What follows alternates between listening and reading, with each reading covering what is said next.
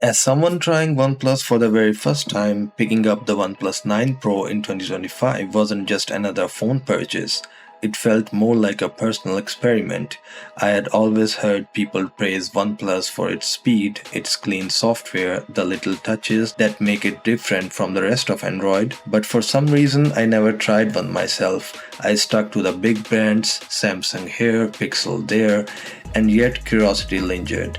So when I found a OnePlus 9 Pro in a good condition, used but still looking almost new, I decided to give it a shot. No backup device, no secondary phone setup, just a full switch. And after a month of living with it as my main phone, I think I finally understand what people mean when they say OnePlus has a different rhythm. The first thing I noticed was the feel. Not specs, not software, just the physical experience of holding it. It's balanced, not too light, not too heavy. The kind of phone that disappears in your hand once you get used to it. The matte texture on the back feels premium without being flashy. It doesn't demand constant cleaning, and that matters more than I realized. The slight curve in the display adds a sense of polish. It's subtle, not the dramatic waterfall curves that scream for attention, but enough to make the phone feel slimmer, more elegant when you glance at it from the side. And then there's the alert slider. It sounds like a small thing, but after a month, I can't imagine not having it. Switching to silent in a meeting, flipping to vibrate when I am relaxing, back to ring when I am out and about. No menus, no swipes, no digging into quick settings.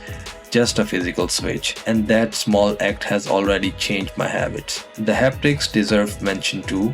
Crisp, sharp, controlled. Not the buzzy, loose vibration you find on cheaper devices. Every tap feels precise. Every notification feels distinct. It's the kind of detail you don't think about until you miss it on another phone. For a phone that's been around a few years, it still carries itself well. The display is where it starts to feel like a flagship again. I keep it in Full HD at 120Hz, it's smooth, scrolling through apps, swiping between screens, everything feels light, responsive, alive. Not in a way that screams, look at me, but in the subtle way that spoils you once you get used to it. Colors are on vivid, which makes them pop without looking cartoonish. Watching videos, browsing photos, or even just scrolling social media, everything has a pleasant vibrancy to it. Brightness, not as intense as today's 2025 flagships, you notice it outdoors, especially under direct sunlight. But indoors, it's more than fine. At night, it feels comfortable, my eyes don't strain. And the always on display has actually been useful. Just enough information at a glance, time, notifications, a quick peek at what matters without waking the phone.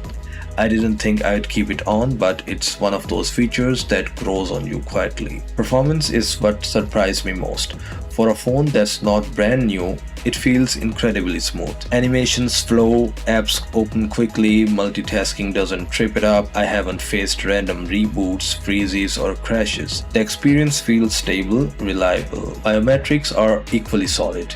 The fingerprint reader is fast, accurate, and perfectly placed. I rarely have to think about it, which is the best thing you can say about a security feature. It just works. I don't use face unlock, so for me, the fingerprint scanner is the main gatekeeper, and it hasn't let me down. The only place where performance wavers is heat. During heavy gaming sessions, the phone does get warm enough to notice, and with that heat comes throttling. It's not unbearable, but it reminds you this isn't the latest silicon anymore. Still, for day-to-day tasks, messaging, browsing, streaming, editing a photo here and there, it stays fast. And then there's OxygenOS. This, I think, is where the OnePlus reputation really comes from. It feels clean, polished, uncluttered, no bloatware sitting around, no unnecessary apps shoved in. It feels like Android, but with just enough refinement to smooth out the rough edges. In a month, I haven't seen a single crash. No strange bugs, no stutters in places I wouldn't expect. It feels dependable.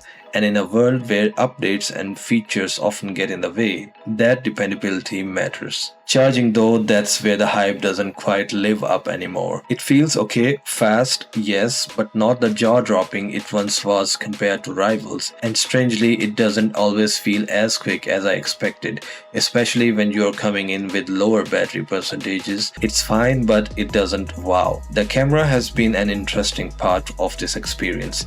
Outdoors, the photos are good, natural colors, decent dynamic range, and plenty of detail.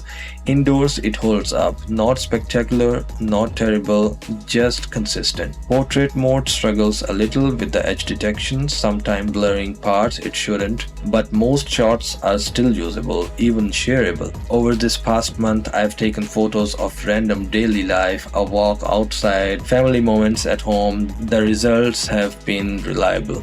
Not mind-blowing, but reliable. Videos too are stable, colors don't swing widely, stabilization works well enough for casual use. It's not a replacement for a dedicated camera, but for everyday capture it's more than fine. The best I can describe it is, it doesn't inspire me, but it doesn't frustrate me either. It's steady, and sometimes steady is exactly what you need. Speakers are serviceable. Stereo reasonably loud, clear enough for calls and videos, but they lack depth. It's fine for casual listening, fine for YouTube, fine for podcasts. If you care about audio, you'll reach for headphones. Looking back at this first month, I keep thinking one thing: why didn't I try a OnePlus phone earlier? The experience has been refreshingly good. OxygenOS feels like the version of Android I always wanted.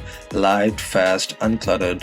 The hardware still feels premium, even years after launch. The little touches, the alert slider, the haptics make a bigger difference than I expected. Yes, it has limits. It's not getting major OS updates anymore. Charging, while still quick, doesn't stand out like it used to. Brightness isn't cutting edge, cameras don't inspire, but despite all of that, the 9 Pro has shown me what OnePlus does right. It feels like a phone made for people who care about the details of daily use. Not just the headline specs, but the rhythm of actually living with the device. And for me, that's been eye-opening. I don't regret buying it used. I don't regret making it my main phone. In fact, I regret not giving OnePlus a chance sooner, because now, after just a month, I know I'll be looking at their newer models with genuine interest. This one may not carry me forever, but for now, it works.